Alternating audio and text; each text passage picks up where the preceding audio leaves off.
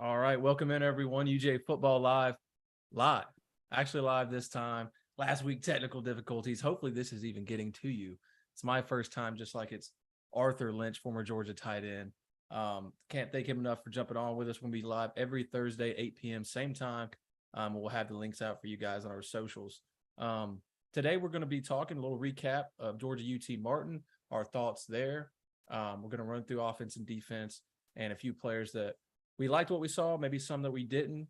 Plenty of time to improve for Georgia. 1-0 to start the season, still number one. A lot of season ahead, and we'll be here each week to talk you through it. We're also going to preview little Ball State action coming up back in Sanford Stadium, noon kick.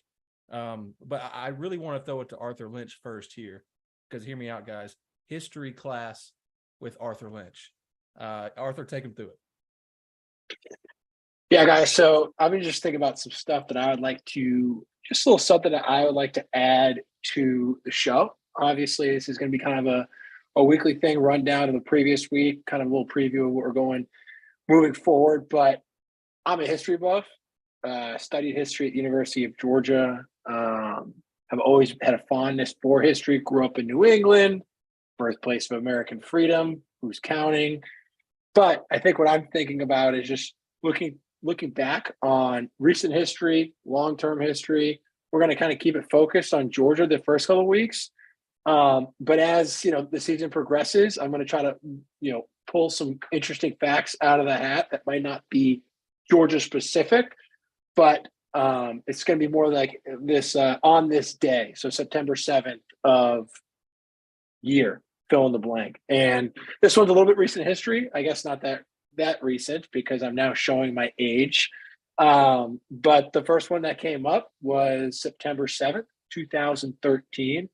An absolute barn burner in Sanford Stadium versus the number 6 South Carolina Gamecocks versus, at the time, number 11 Georgia Bulldogs. It was my senior year. Very cool opportunity for me personally. I was captain that game. First home game of my senior season. I believe the captains that game alongside with myself, Garrison Smith, Gurley, and I believe Justin Scott Wesley, who had a massive touchdown that game. Justin Scott Wesley shows off his sprinter speed, I think was the call, or Scott Wesley shows off his sprinter speed was the call.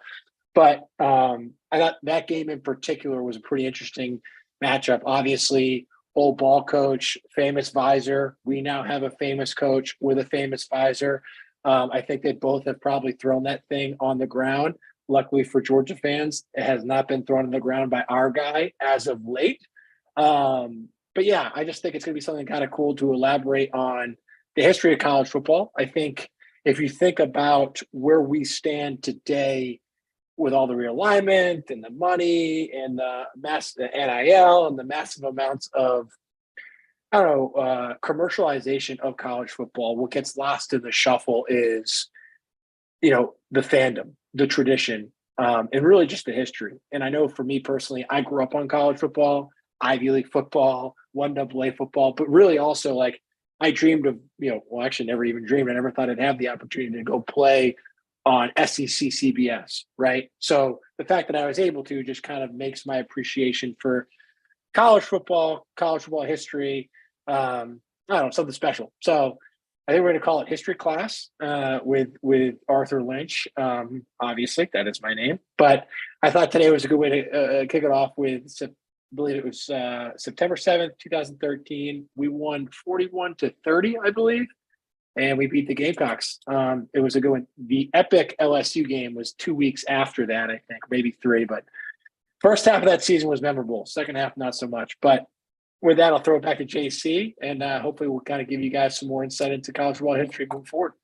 I love it, dude. I love it. History class with Arthur Lynch. And honestly, the one thing that stands out to me there as well, as you said, that LSU game comes after that one. What a great start. That season had so much hype behind it. I mean, after that game against LSU, and you include South Carolina into that one. And then the other thing, SEC on CBS, rest in peace. Rest in peace. And the worst part about it is they're using the same I don't even want to talk about it. They're using the same music for the new, is it Big Ten, I believe, right?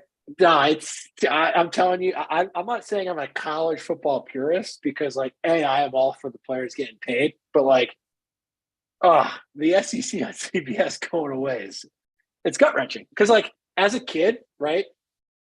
Again, I never thought I was going to play at Georgia ever. Like, I thought it would be a miracle if I could play at BC. So I was watching like the college football games, like that 3:30 slot. When I like saw the LSU's, the Arkansas, the Georgias, the David Pollocks, the Flynn's of the world. Man, I just was like so like enamored, right? It was almost like a fantasy world. And yeah, it's just very unfortunate that is a staple of the SEC. It's going away. But I don't you know know, who we need to fire, but somebody has to see the door. Somebody. oh yeah, All 100%. right, listen, we need to put this on somebody. Maybe a group of people. I don't know. It's the TV situation. I feel like it. I mean, even look at the situation that just happened in week 1, or really week 0. I think is when people. I think who had what was it? Was it Spectrum? I think. No, it was Spectrum.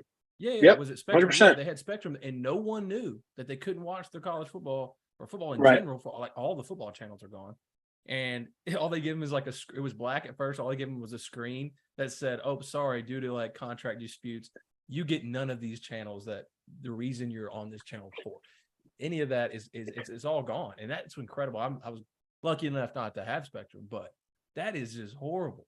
And it's like the TV Yeah, situation always gets into these sporting events and all the major sports around it, and it just really pisses me off, to be honest. But it's very unfortunate, and I do think this might be a larger conversation that we have on another show. But I do think college football is going somewhere that I think will be more exciting in the long run. I think it's going to be this idea of potentially like college football commissioner, college football breaking away, the regionalized conferences within the big time programs kind of go back to normal, and then it becomes this tournament type system. But I think that's probably 10 years down the road. So until then, I think we're going to have this era of volatility and change. But I do think this correction will ultimately. I think there's going to be a lot of pain for other sports programs because of this realignment. But eventually, I think there'll be a college football commissioner. He will be negotiating the 4 major networks, for all these different programs, and I think it'll be a better product. But until then, it's going to be like an unfortunate roller coaster. Yeah, and that we'll save it for another show too. We'll get in more into that. Yeah, definitely during the season. As I'm sure conference realignment will have plenty of news coming up this year. It feels like ridiculous or something new. So let's get into this. Georgia at UT Martin here in Sanford Stadium last week. Was there, took some game notes. I think that, of course, Dog Nation and really college football fans in general, they want to blame. And, I was that way for a long time, and I've worked my way out of that, I think, because you have to look at the season as a whole, the product as a whole, the team that you have. There's going to be up and down performances. And we talked about that last week and some of the things that Georgia did last year on the way to a perfect season with Missouri game and stuff like that. Even Kent State in that first half when they played Kent State pretty badly, played down to the opponent. I think there was a lot of playing down to the opponent here, but I think you have to also mention and note the pregame nerves and those early downs for some guys who it was their first time starting. I mean, you have Carson Beck, obviously. You have Mekhi Muse, who had a great game, was very impressed with his performance. And I think that was a long time coming. We've seen him do that in a couple of spring games and fall camp. We had a lot of good stuff come out from fall camp for him. And then on the defensive side of the ball, Xavier Sori, he started at linebacker because Mondon Jr. was out. So I think Marcus Rosemy-Jacksaint was out with suspension, and Lad McConkey was out. So you had other receivers in who did they know they were going to get a chance to start until later in the week? We won't know, but I think those nerves do play into this. Plus, you add a 6 p.m. kick to that first game against a lesser opponent, right? I think that it kind of plays into the mindset. And Arthur, you can speak to that a little bit more than I can as somebody who's been there. But I think overall, relax. Georgia fans, we'll get into why I think you should relax. But I want to throw it to Arthur, to talk about maybe the pregame nerves and if that played a part in your mind to how Georgia kind of started off sluggish. Yeah, I think you have to look at it in 2 ways, really, right? Like if we want to compare and contrast, right? Last year, we're national champion, and obviously won the national championship. You look at that first game of the season. there's a lot of hype around Dan Lanning, Oregon, in Atlanta, top 10 opponent. And whether or not, I'm sure there's a lot of receipts out there, but people still had questions around Stetson Bennett. A lot of probably these same people that are ready to burn down the Mike Bobo and Carson Beck house, right? I think, and I bring up last year's because look, it was a massive game, nationally televised. Georgia wanted to make a statement, and they did. Now it's like we're in the complete opposite scenario this year. We're playing UT Martin, a weird kickoff, as you mentioned, 6 p.m. Now, the counter argument would be like, those boys need to be ready to play no matter what. And I totally get that. And I don't necessarily disagree.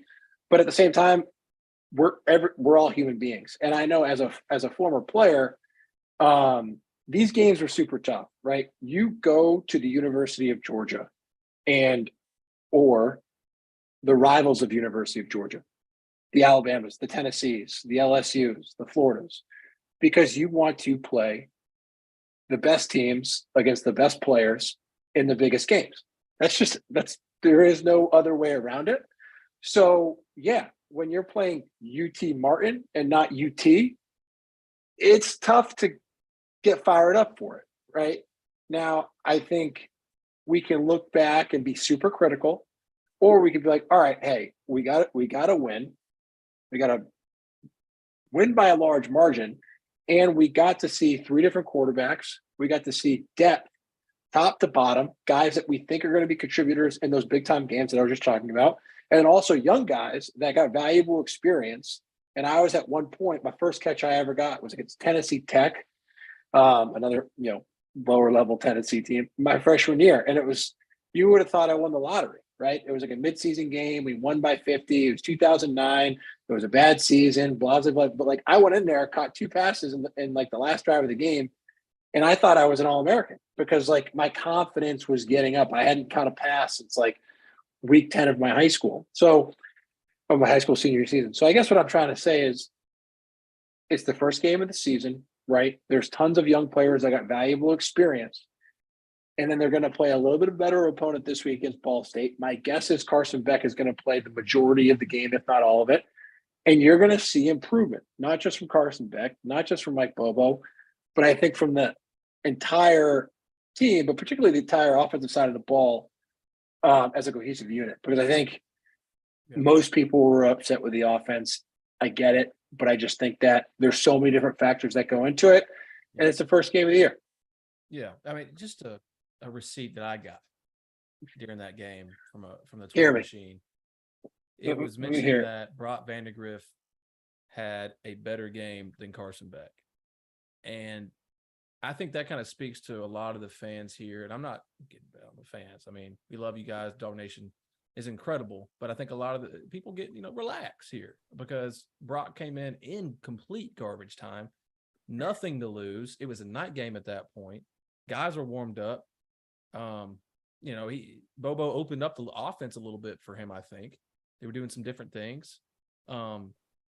Totally different from them starting the game for Carson. And it's a totally different mindset for Carson as well. He's just a lead team and make great decisions. And Brock's trying to prove himself, right? He's going to take extra chances. And at that point, the defense for UT Martin was so run down. I mean, these guys, you don't get to travel as many players Georgia has. It's still a road game for you. Georgia dressed out their whole team, it looked like. I remember standing on the sideline and watching it kept on coming, the guys out of the tunnel. So the depth was definitely there for Georgia. It wasn't there for UT Martin. So, I mean, that's a very simple thing to say, I think. And I think that Carson had a much better performance than he might realize. I mean, I know it was 17-0 in that first half. I know he missed some throws. I mean, he was a little hot on some throws. You could tell that he wanted to get there, and he saw that he was open, and it just sailed on him a little bit. One in the end zone to Dom Lovett stands out a little bit. Another one dropped by Dom Lovett in the end zone as well. But I think as far as from what we know Kirby wants to see from his quarterback, I think it was a good performance because he took care of the ball, right? Even the errant throws he made, it was not the double coverage. It wasn't interceptable passes. He took care of the football. And that running touchdown, I love to see that because when we talked about it on the show with Aaron Murray a few times this offseason, I was asking him because it was a concern that I had that we even talked about last week, me and you, Arthur, is Stetson Bennett's legs, getting over that hump to keep your offensive production without a portion of that offense that you had in the last 2 years. And I think Carson's willingness to run instead of throwing a ball in the end zone in triple double coverage late, I think his willingness to do that and the move and the juke, which was sweet, I think I really like to see that. I think that was one of my takeaways from his performance as well. And he got more comfortable. And I think Georgia missing Ladd McConkey, Marcus Rosemy, Jack Saint, and Ladd, what he provides as, not only the returning leading receiver, but the cushion that he puts between him and a defensive back and the separation he gets with his moves on the inside. He can play outside as well, the speed, his cuts, his breaks, his route running. I think that's a big part of that offense that he didn't have. And you talk about the way that Mike Bobo called the game now. That was like going to Ben & Jerry's and ordering vanilla ice cream, not even in a cone, just in a cup. I mean, that's how that game was. And you saw a lot of screens. And Arthur, what does a screen do for you, right? A screen gets your offensive lineman moving. You get to see them block in the second level, block on the perimeter. The quarterback gets an easy throw, get his confidence up. The receiver gets some of the times, easier catch. Let's see him run after the catch and see what he can do there. I mean, of course, you're going to get a lot of screens in the vanilla offense against UT Martin, So don't be mad at the screen passes. If there's one thing Todd Monken did a lot of is throw a lot of screens. So I like that to get the players involved and get the guys moving sideline to sideline and make them block in space. That was one big takeaway from me as well. Before we get into players, Arthur, I'm going to throw it to you to see if you had anything else to add on the offense. We'll talk about some specific players. Yeah, and look, obviously as a former player, it's been a long time since I played, and I sympathize with the fans because I'm now a fan, right? Yeah, I played, but I am a fan. But I think you have to humanize things, right? Easier said than done, right? But, and correct me if I'm wrong, JC, that was probably Carson Beck's first time starting a football game since his senior in high school. Yeah, right? 2019. Now, yes, high school American, Elite 11, all the talent in the world, but there's some rust in there, right? I know JC had Orson Charles on earlier this week on his podcast, and Orson is a very, very close friend. We came in together, right? Two highly recruited guys came in together. We both played as freshmen. He was a freshman All-American, and then he was a starter again his sophomore year, and there was an All-American again junior year. And I redshirted one of those years, but I didn't start again and play like real meaningful football until like my redshirt junior year. And so like as a guy who was a fourth year player, I had a ton of nerves playing against Buffalo, our first game of the year, because it was like, there's not some doubt, but there's just some rust, right? And I do think what we saw from Carson is he's got all the talent in the world. You got to settle down a little bit. He's going to grow into his role. And my guess is we're going to see a ton of improvement week 2, and then a ton of improvement week 3. And then, there's going to be some real challenges along the road. And that's a whole different, slew of tests that he's got to face. But again, I think you got to be able to humanize things, right? If you ever had a tough day at work, stressful day at work, there's a number of different pressures coming on your shoulders, wife, kid, dog, whatever, deadlines be to work. It's like there's life, there's pressures, there's stresses. And, being the starting quarterback at University of Georgia, tons of perks, but there's also tons of responsibility both on the field and off the field. And I think that he's handling it pretty well so far. I think so. I love the way he conversates in these interviews. Totally. His calls with Aaron, he says the right stuff, and it's more than just coach speak to me. He may be a believer I usually don't trust very willingly, but I think he is in the right spots. I think that you're right. We'll see a lot of improvement. I think the biggest amount of improvement we'll see is from this past week to this week to week 2. I really think so. And this will be a totally different game, right? It's a noon kickoff. I think Ball State is a little bit better than UT Martin. We'll get into that. But so Carson, 21 to 31, 294 touchdown, 9.5 average. I love what I saw from Brock when he came in. Willingness to run the ball. that long pass to Ra Thomas, I believe it was. And I would love to see more from Ra Thomas there. Not sure why he didn't get more snaps than he did, but I think he has that end zone threat. I mean, he led Mississippi State in receiving last year. He had like 7 touchdowns. I mean, his length, jump ball ability, and the speed to break away, I think is really big. I think we'll see that a lot more when we get into SEC play. And I think Bobo does open the offense up a little bit this week as well to get ready for South Carolina, get these guys used to running these more advanced plays. Running game, I think the running game, some guys missed some blocks. Kirby mentioned that as well. He acknowledged the fact after the game. You had Ernest Green making his first start as a redshirt freshman, was hurt the majority of the year last year. So he didn't get a lot of those come in as a rotation player. And that's how Georgia does on the offensive line. I mean, Amarius Mims, he played a lot of snaps last year, although this is his first year as a certified starter at right tackle. And he played a great game. No pass rush, no pass pressures allowed for him. But Ernest Green, I think, there was some rust there for him, get involved in an in-game situation and reading the keys and making good blocks. So I like to see Ernest make some improvement this week.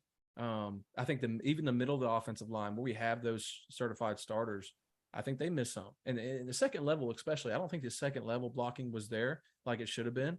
And I think UT Martin, they had some good plans as far as, I think, exotic rushes and run blitzing when they knew Georgia was going to come out with a more vanilla attack, run up the middle, screen pass, maybe take a shot here and there. I like what I saw from Kendall Milton. He was still nursing that hamstring injury, right? He's not 100%. Kirby Smart said so. But I think he had some good runs. I mean, he's still 5.9 average, 9 carries, 53 yards. Roderick Robinson, I love what I saw from him. True freshman coming in there. All the weight on your shoulders with the running back situation, how it is with the depth issue there right now. Dejon Edwards, of course, missed this game, still nursing with a foot injury. Roderick, 8 carries, 50 yards, a touchdown, his first touchdown of his career, 6.3 average. Andrew Paul getting in there from tearing his ACL in camp last year, coming in, he got 4 rushes, 18 yards. And Gunnar Stockton, 2 carries, 18 yards, more of the running quarterback, kind of like Brock. I think Cass Jones is a dog. That's what I wrote in my game notes when I was watching the game in Sanford. Cass Jones, man, he just makes plays. I mean, albeit, yeah, I mean, it is garbage time most of the time when he comes in, but he makes plays. And I think that's why Kirby has been so high on him, and not just as a running back, but as a receiver as well. We'll move on. So receivers wise, CJ Smith, I think, really stole the show, in my opinion. He's a redshirt freshman, 2 catches, 57 yards, had that long of 47. The dude looks like a tight end, and he's every bit of 6'3", long. Not sure what his weight is. They have him at 190. I'm not sure if they changed that since he got there, because he looks bigger than that. And that's what I wrote on my game notes too. CJ Smith, looks like a tight end. That's what I have it. That's what I had in there. So I love to see him, and I love to see his growth right now and stepping up. So he stepped up when the injuries of receivers really bit Georgia right here in this game. That's what you like to see. And then we talked about Mekhi Muse there for a second. As a returner, he takes it 54 yards on a screen pass. The kid, he's a dog as well. We're just going to say dog. Short as can be, but thick, breaks tackles in space. He is electric. He reminds me of Lad McConkey in space.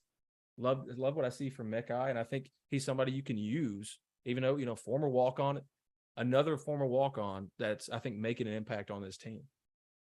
I like to see more from Dylan Bell, more receptions for him. He just breaks so many tackles. Dylan Bell, 86. Did some good stuff last year as a freshman.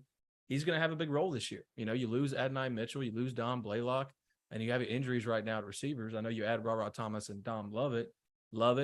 Got to be more sure with the hands, I think. Still learning the offense, And for him, it was completely, not only the first game, it's the first game in that stadium, first game with the team, So I think there'll be some growth there from Dom Lovett. I think he does have some great route running ability, and he's done it in the league before. So I'm looking to all these guys to see some improvement. Oscar Delp caught that touchdown. I think it was his first career touchdown. He might have had one last year. And he's gonna. Sorry for interrupting here, but no, go I ahead. think Oscar Delp is I think the level at which we've been recruiting the tight end position is unlike anything I've seen in a long time at Georgia. And obviously, we had some good ones when I was there. Obviously, UGA's tight end history goes back to Ben Watson, Martrez Milner, Leonard Pope, and so on and so forth. But I do think all the receivers you're talking about all need to, they're one or two are going to really need to step up, separate themselves to complement Lad. But I do think we have now created an identity at University of Georgia where tight ends are playmakers, and they're recruiting guys who fit that mold, right? And I think obviously Brock Bowers is Brock Bowers, right? We don't need to go, praise him any more than the rest of the country already is. So we know what he has to offer, and he's going to be able to compete or continue to play at a high level. But I do think a guy like Oscar Dell, right? The way I would always describe really, really good, talented tight ends, a guy like Travis Kelce, for instance, is if you're a chess player out there, the best piece on a chessboard, the most dynamic piece is the queen, which is ironic when we're talking about football, right? But when a really, really, really, really elite tight end and dangerous tight end is like a queen on a chessboard, right? Move them around, different routes, different moves, can attack you from different angles and really take you by surprise. Obviously, Brock is that guy.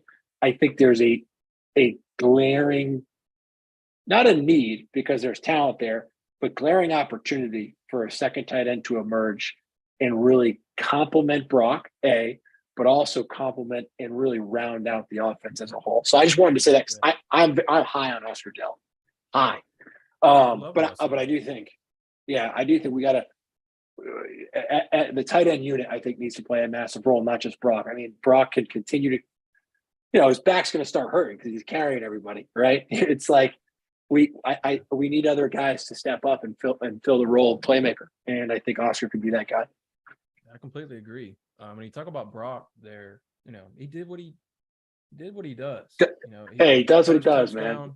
Running He's back a beast off that end around, dives into the end zone. Dude never had a chance. It was one-on-one on the outside. And he also had 5 catches, 78 yards, and he didn't play long. And I just kept writing in my game notes as I was watching was you cannot tackle Brock Bowers.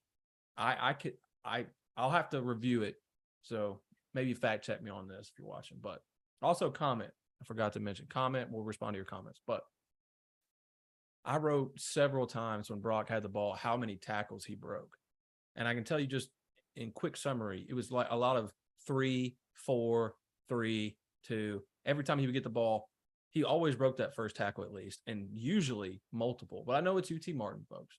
But he's been doing that since he was a freshman. It doesn't matter who he plays. And that's just an incredible thing to me because you think about it, at his size, should he be breaking tackles like that? No, but it's just the explosiveness that he has in that size.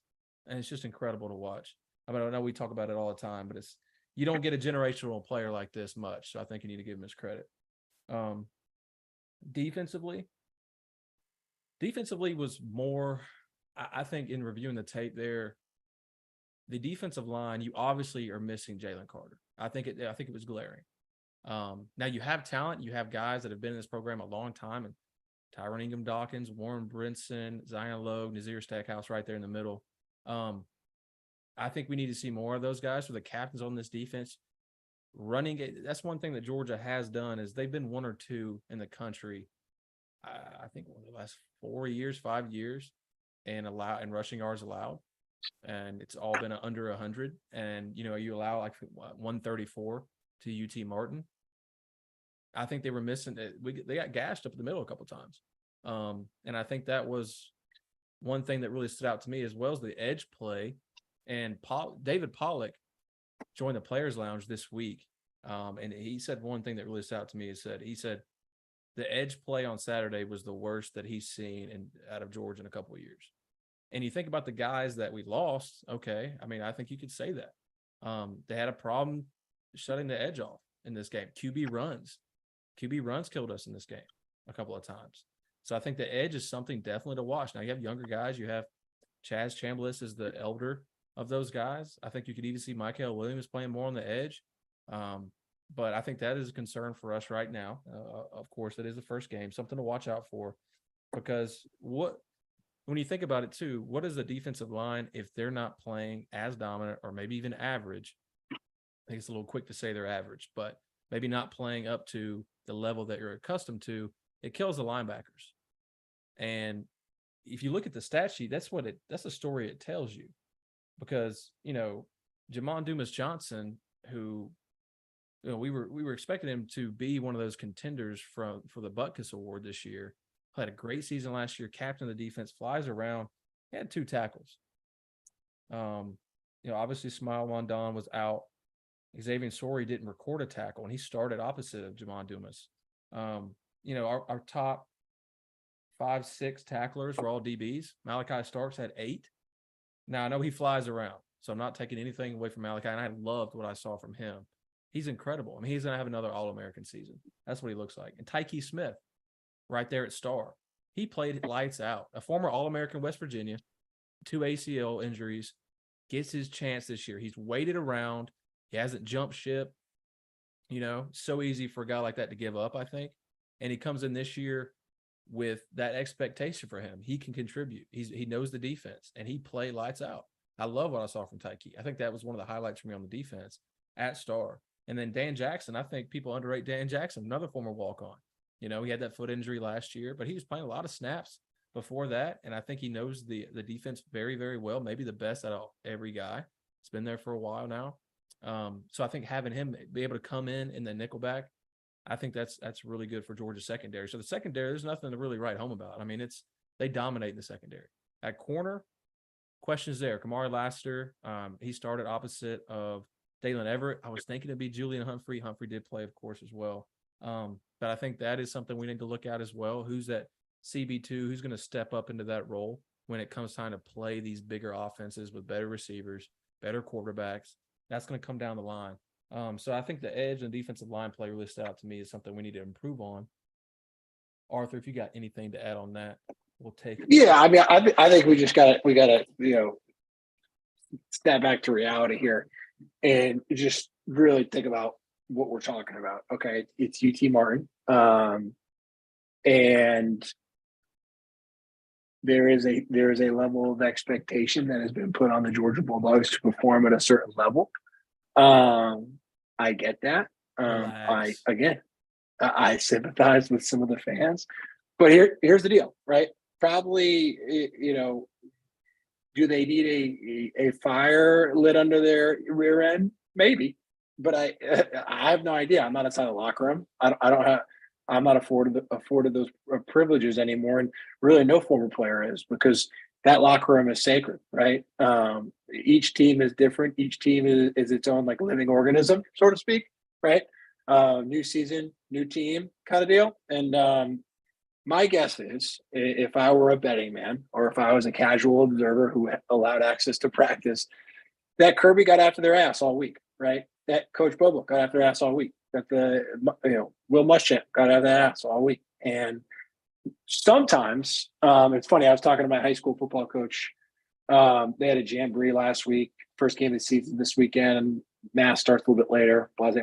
But they had a great game great jamboree against a lesser opponent, and he was almost, flawless, 35-0 in one half of play. And he's like, I'm worried that these guys think they might be good, and we don't know if we're good yet, right? So the opposite can also happen, where you could have a ton of success, because last year my high school team, I guess, didn't have a lot of success. They come out, they went 35-0 jamboree. Now they think they're state champs. The opposite effect could happen, right? Back-to-back national champions. These guys are like, well, I was a 5-star, even though I didn't play that much last year. I'm now the guy, because the guy who only played 1 year last year, whose role I'm filling, was a first round or second round pick. So this is just what happens. This is the natural state of things at Georgia football 2023.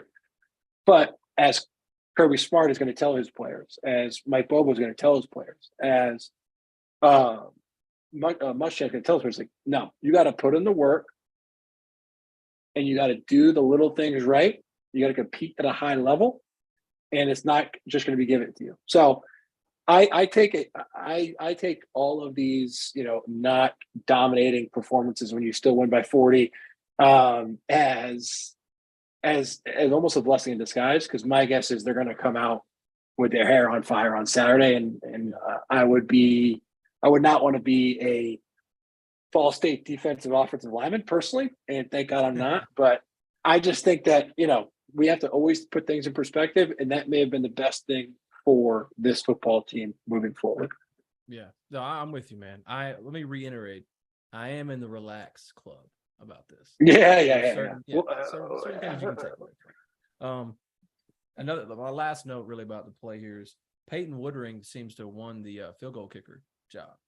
Now, Jared Zirkle, he's a redshirt junior, might be a senior. Can't remember off the top of my head right now, but been there for a long time.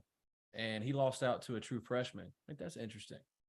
For a guy, neither of the guys have been there in pressure situations, kicking field goals. Just something to note here, because we've all been a part, either a fan or a player themselves, of a game to when it's been won or lost by a guy kicking a ball through two metal posts. Even though with 59 minutes and 59 seconds of car crashes, first downs, interceptions, turnovers, whatever it is. So something to note as we move forward. But obviously he impressed the coaches enough to get that spot. That's my last note on the players there. And we'll get into some Ball State real quick, guys. Their 0-1 loss 44-14 last week versus Kentucky. It was 7-3 in the second quarter, though. All right, so they played them tough out of the gate. So whether I didn't watch the second half of the game, watched a few plays in the first, and in the second quarter. Is it more of Kentucky started slow, or, Ball State is good enough to really compete? Maybe the depth hurts them in the second half. A few turnovers here and there could be a crazy game in that first half on Saturday. But like you said, I'm with you right now. I think the improvement will show itself, and I think Georgia starts a lot faster this week. Players to watch for those guys, I think it's always beneficial just to know a little bit about your opponent here. So junior running back Marquez Cooper played UGA. What is that?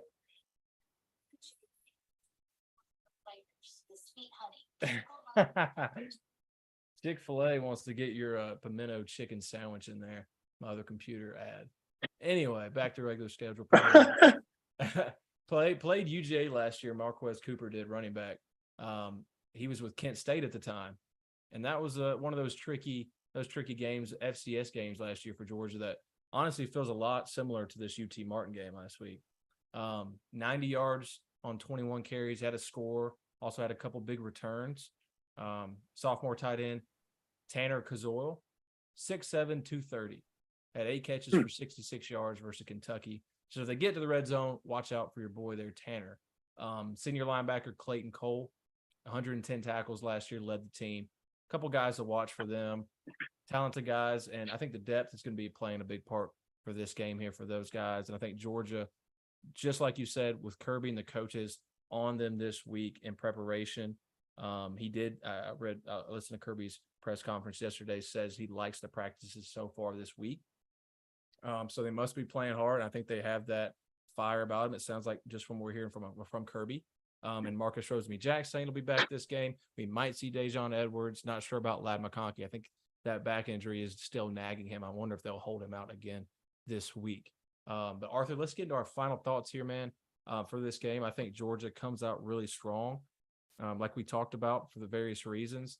I like a 54 to nothing game. I think they goose egg these guys. I think it's totally different than what we saw on Saturday. That's my pick. Yeah, if I remember anything from these types of games, noon games, lagged a little bit the week before against an inferior opponent. The coaches are probably going to have the alarms or wake up call an hour or two earlier than expected. I know Bubba will have those guys that will walk through in the parking lot, although it's probably different now. It's probably just in the indoor facility. I don't know. Different time, different era. But look, I'm with you. I think it's going to be a blowout. I think that Kirby and Coach Smart and Coach Muschamp are going to challenge the defense. for a shutout.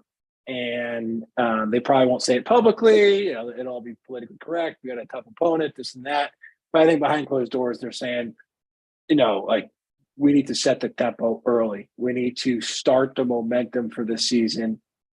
Time now, So I'm with you. 50 is a lot of points. I think we have an opportunity to score a lot of points, but I'm probably thinking about a 41 to 42 to 0, or maybe they'll get a garbage time touchdown or field goal. But I do think I could see us being in a scenario where, third team defense is in, garbage time minutes. Their twos are in and they're driving down the field, and I can see the entire Georgia football team locked in, fired up because they want their threes to get that shutout, right? I know that has happened before with Kirby. People don't. I remember what happened with Todd Grantham. I know back in the day, and I know people don't like that name. So Third and Grantham, baby. Third and Grantham. Yeah, that's the type of game I'm seeing. And then again, look for Carson Beck to really take a major step forward, because I do think that, look, if people are questioning put Brock in or put the third string, Gunnar Stockton. Look, these coaches are smart. They're back-to-back national champions. They know talent. They know how to evaluate talent. They know how to develop talent. If there was any sort of 50-50, 60-40, 70-30 on Carson Beck being the guy, they would have had Brock or Gunnar rotating snaps in the first quarter of that game. I mean, rotating series, excuse me. Yeah. That's just how it would have been. But no, it's Carson Beck. It's his team. He's driving the car. And I think he's going to prove why he is that to everybody else, just like he's proven that to the coaches and his teammates behind the scenes so far. Yeah, I like it. I agree, man. Final thoughts here for me. I just have to run through these because we got some good games this week, guys. We've got Nebraska, Colorado. Tickets are going crazy. It's funny. The tickets are still cheaper than Georgia versus South Carolina. And that's the funniest thing ever. But Colorado -3. Hey, it just means more, Coach. It just means more. Colorado -3. If if you're feeling saucy, that might be a good play. Ole Miss, Tulane. Tulane's not a slouch now. Tulane will upset you. Oh, I think Tulane's gonna win that game. I think Tulane's gonna win that game. I think we're underrating Ole Miss a little bit here. I will say that, but no, I think Tulane's gonna win. I think Tulane's gonna. Well, all right, we'll see. They got a good quarterback. Right, you heard it right here. Tulane is going. And I'm a Kiffin fan. I love Kiffin, but Anyway, go ahead. Texas A&M, Miami, interesting game. That's interesting game. For sure. What's the spread on that? 4-point favorite. Yep. At Miami, they were trying to sell their fans tickets to actually come to this game, which is crazy when you think about Miami football. I mean, if I'm a Miami fan, I'm there. I mean, you get to maybe rub Jimbo Fisher a loss, rub it in his face. I mean, why would you not do that? Running through these, Texas, Alabama, obviously, that is going to be a showdown. Watch for Alabama to run the ball all game. I think their offensive line is going to eat. Now, will it be in the first half? Yeah, here and there, maybe. But in the second half, I think, if Alabama has like a 10-point lead in that second half, they're going to run the ball all game. I mean, they're going to have 40 rushing plays in like one quarter. I just expect really Alabama to run the ball over those guys. Oregon, Texas Tech. Oregon's only a 6.5-point favorite on the road after putting up, 70 points last week. Bo Nix on the road, though. Bo Nix on the road, even though this is his 18th year in college football, Bo Nix on the road is a bettor's nightmare. So watch out for that. But I do like Oregon in this game. I was surprised Texas Tech lost to Wyoming, to be honest with you, but I was surprised with that one.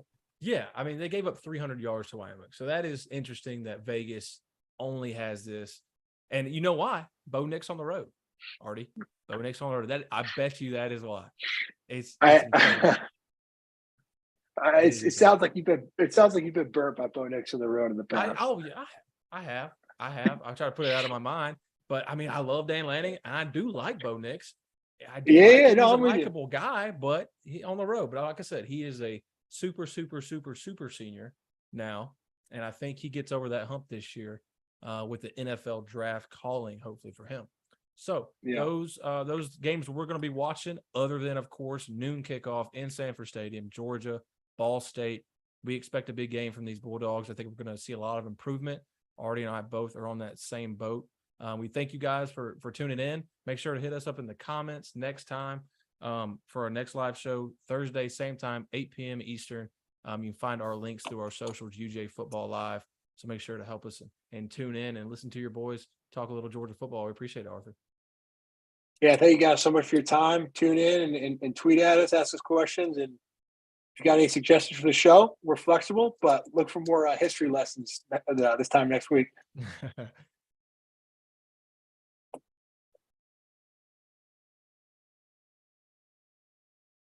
There we go.